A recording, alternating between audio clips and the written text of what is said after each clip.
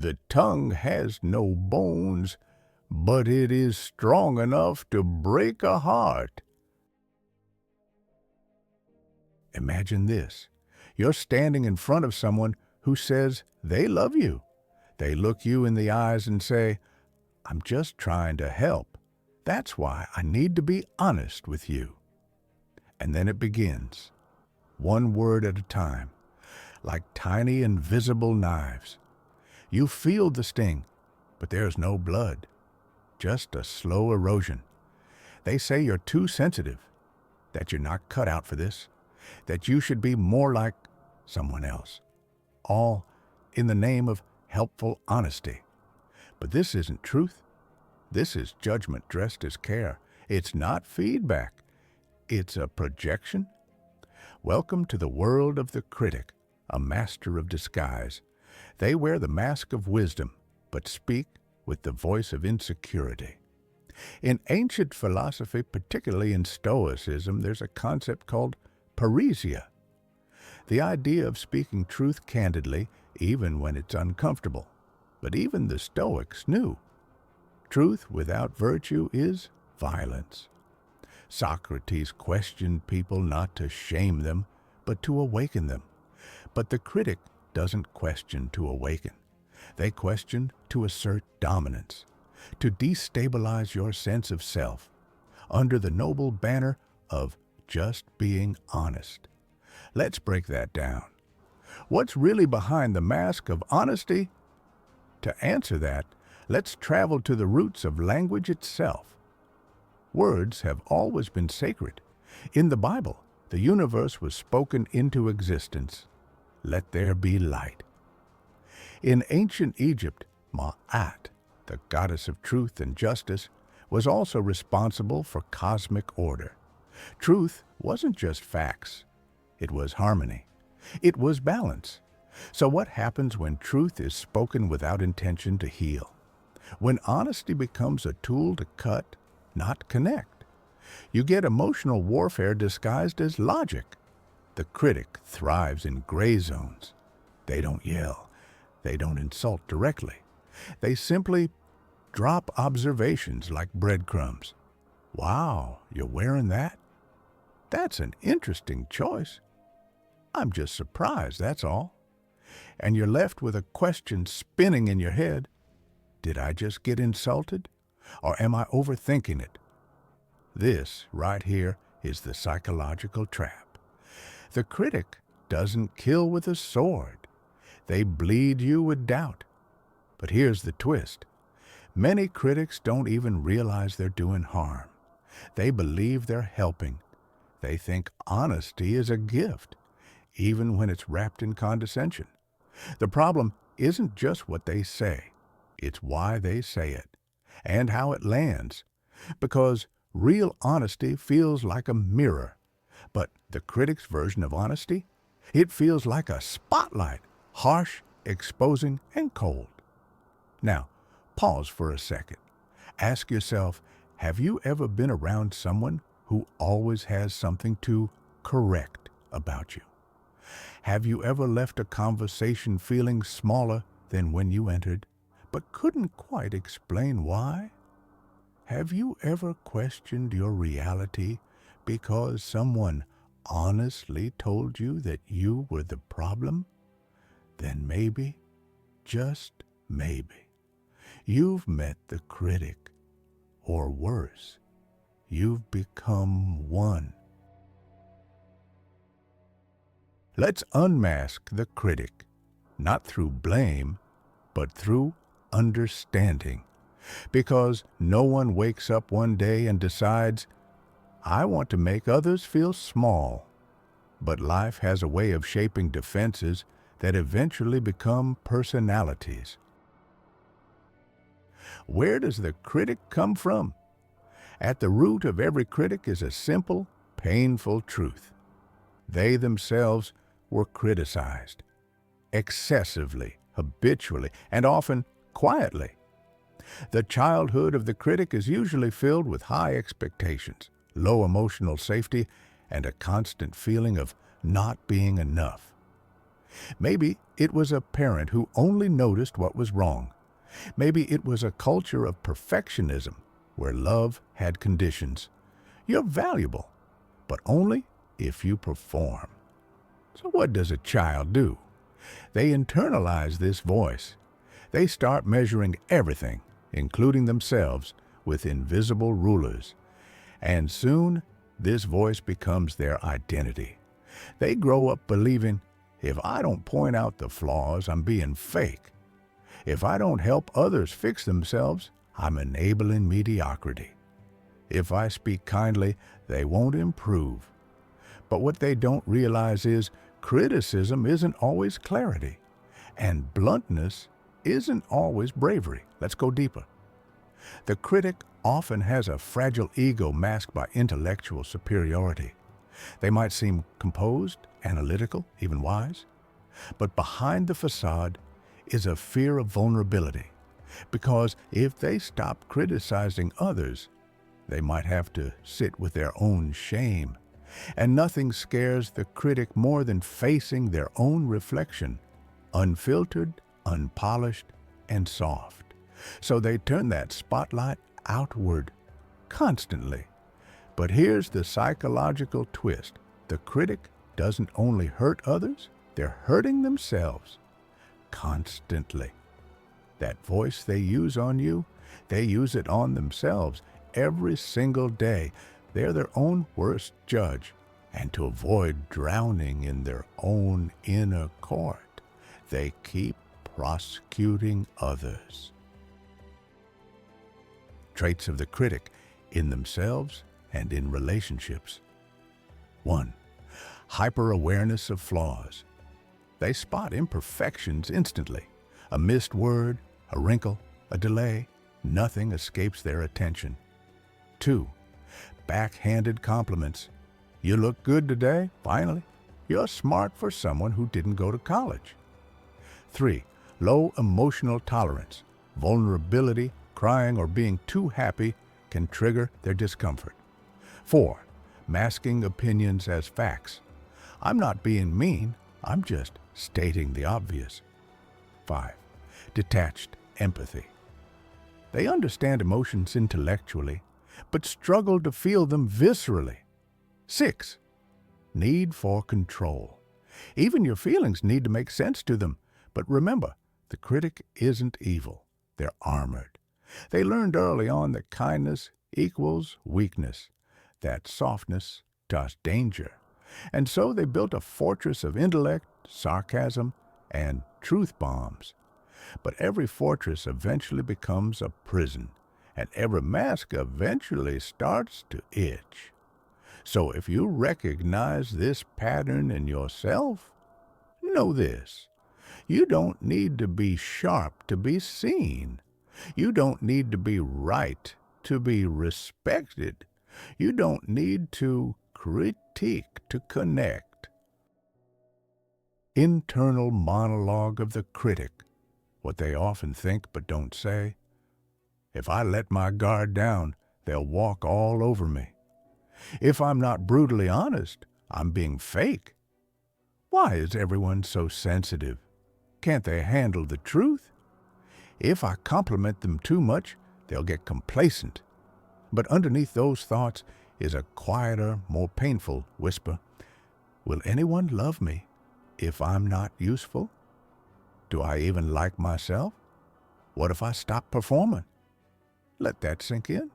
The critic is not the villain. They're the child who was never allowed to be soft. So now, they sharpen others to feel safe. But healing is possible. You've probably met the critic. Maybe you've dated one. Maybe one raised you. Maybe you are one, and you're just now realizing it. Either way, the ripple effects of this personality type are deep, often subtle at first, but unmistakably corrosive over time. Let's step into the everyday reality of living with, loving, or being a critic. Common scenarios where the critic appears. In romantic relationships, you share your dreams, you speak from the heart, and right when you're most vulnerable, they strike. That idea is a bit naive, don't you think? You always overreact. You shouldn't feel that way. You walk away not just hurt, but confused. You replay the conversation over and over. Was it love or logic, care or condescension? Because with the critic, affection often comes laced with correction. They don't just want you to grow, they want you to grow on their terms. And soon you start second-guessing yourself. Am I too emotional? Maybe I do complain too much. Should I run everything by them before I act? This is how self-doubt creeps in, not from obvious abuse, but from well-worded precision cuts delivered in the name of truth. In families, the critic shows up in parental dynamics a lot, especially in high-achievement households. The child brings home a 95. The critic asks, "What happened to the other 5 points?" The child wins a local award. The critic responds, "Imagine if you practiced harder. You could have gone national." It's not that they don't love, it's that they express love through performance metrics. Affection to them is earned, not freely given. Over time, children raised by critics learn that love, achievement, worth, correction, safety, suppression. So they grow up with deep ambition and even deeper emptiness. In friendships and workspaces, the critic rarely thinks they're being hurtful. In fact, they think they're helping.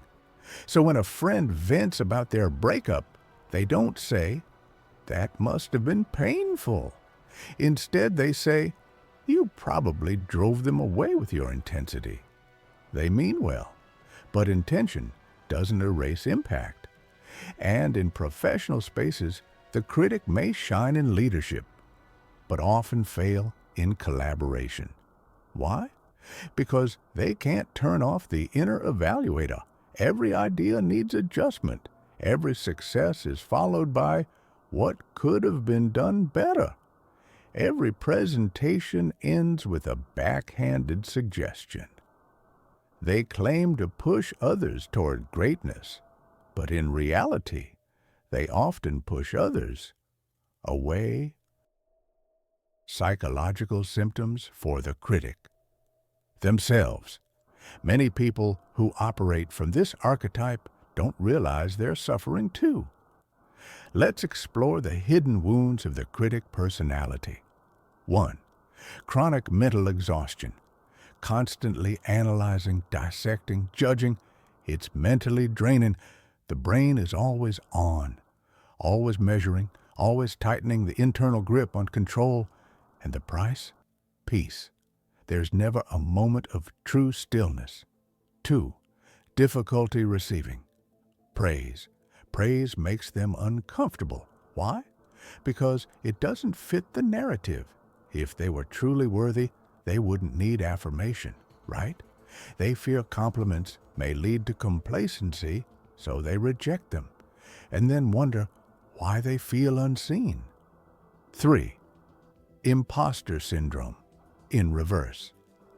Not only do they question their own worth, they also secretly wonder why others don't meet their high standards. They think, if I can do it, why can't they? If I overcame it, they should too. But this lack of grace toward others is a mirror of the lack of grace toward themselves. 4. Loneliness, disguised as independence. They'll say they like being alone, that people are too emotional or too fake. But beneath that self-imposed isolation is a quiet ache.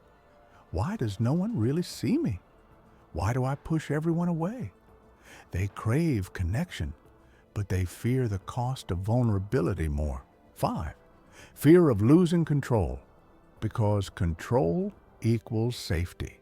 Letting go feels like falling. So they critique, they guide, they suggest, they correct. Not because they're arrogant, but because they're scared.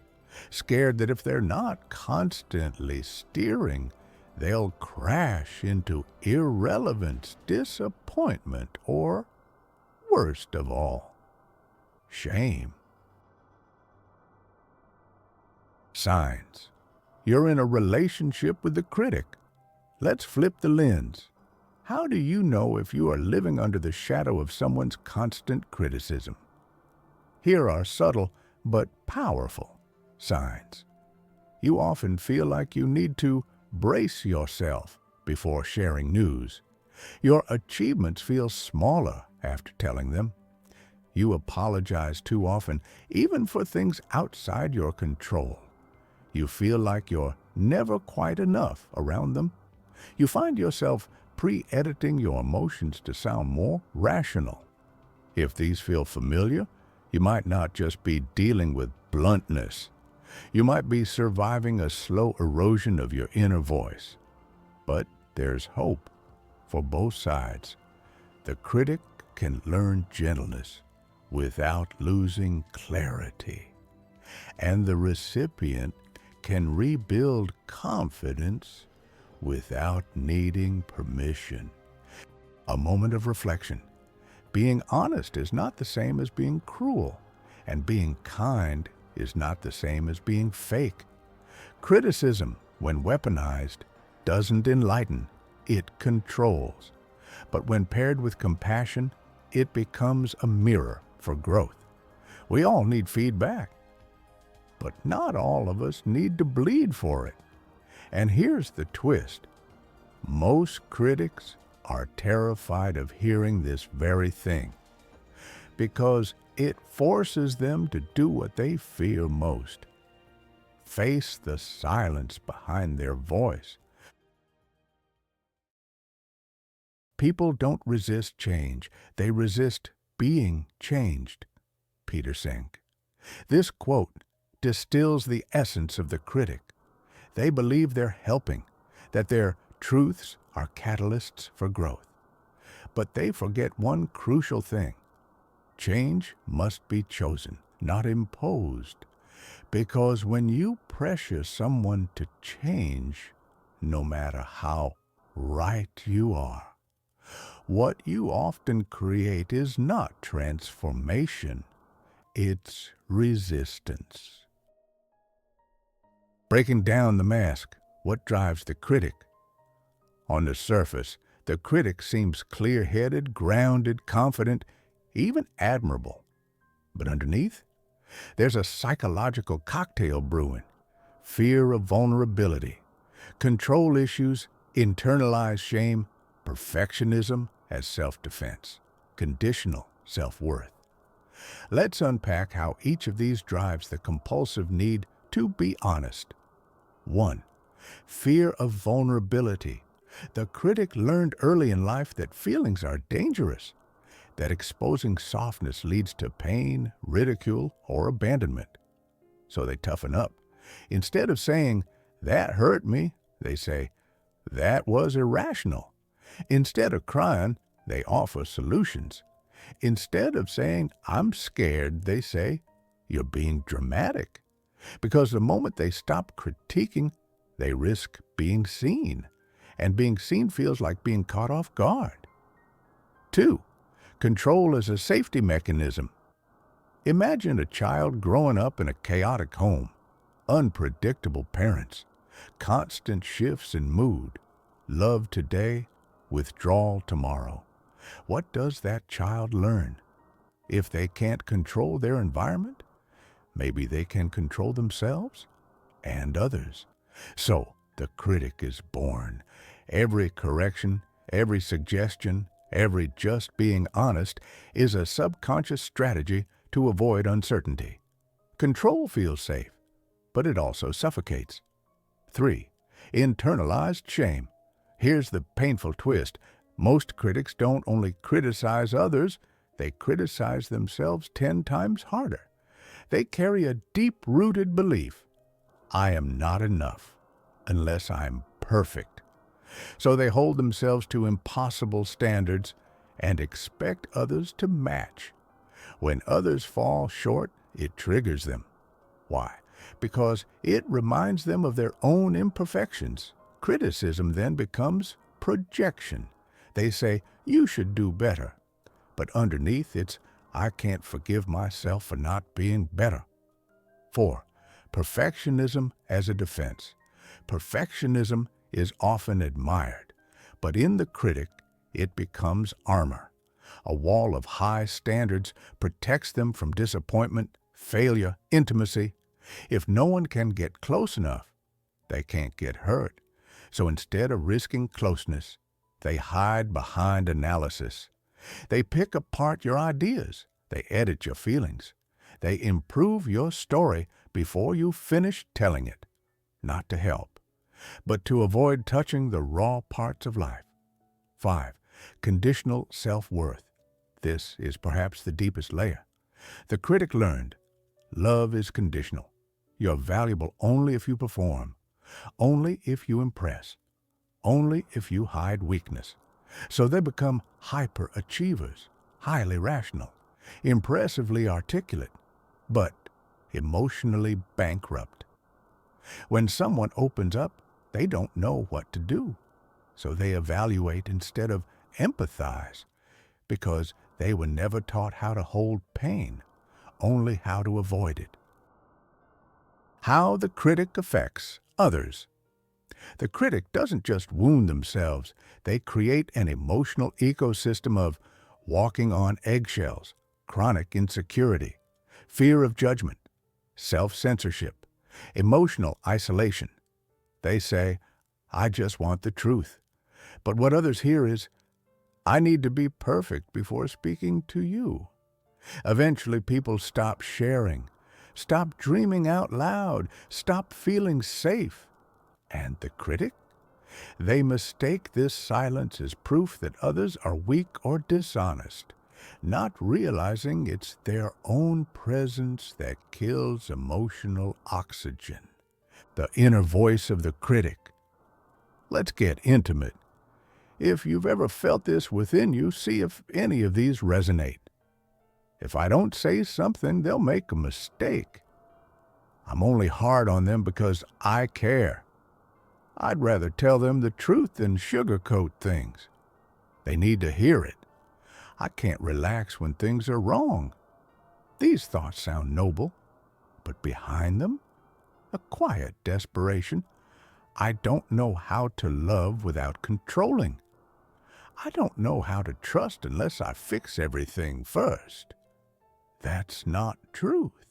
That's trauma, dressed up as honesty.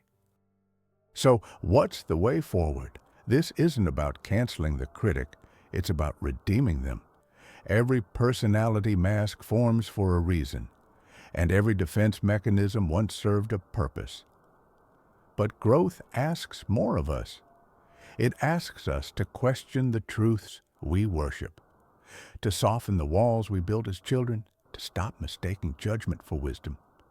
Here's how that healing begins. 1. Reclaim the power of pause. Before speaking, pause. Ask yourself, am I speaking from love or control? Is this feedback welcome?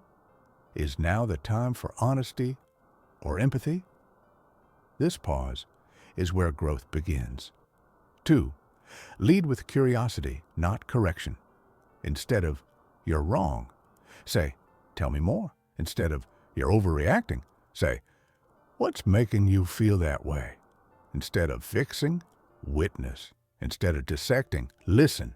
That shift alone can transform every relationship. 3. Give the kindness you were denied. Maybe you never heard. It's okay to mess up. You're lovable even when you fail. You don't have to earn my approval, but you can give that now, to others and to yourself. Start small, celebrate people without caveats, sit with discomfort without offering advice. Say, I see you, instead of you should. 4. Turn the inner critic into an inner coach instead of I'm not good enough. Say, I'm growing, and that's brave. Instead of that was stupid, say, that was a lesson. Kindness isn't weakness. It's wisdom without a weapon. We all wear masks, but the critic's mask is porcelain, polished, articulate, clean, and fragile. It cracks under real love, because real love doesn't need fixing. It needs presence. It needs humility. It needs the courage to sit in silence with someone else's mess and not reach for a broom.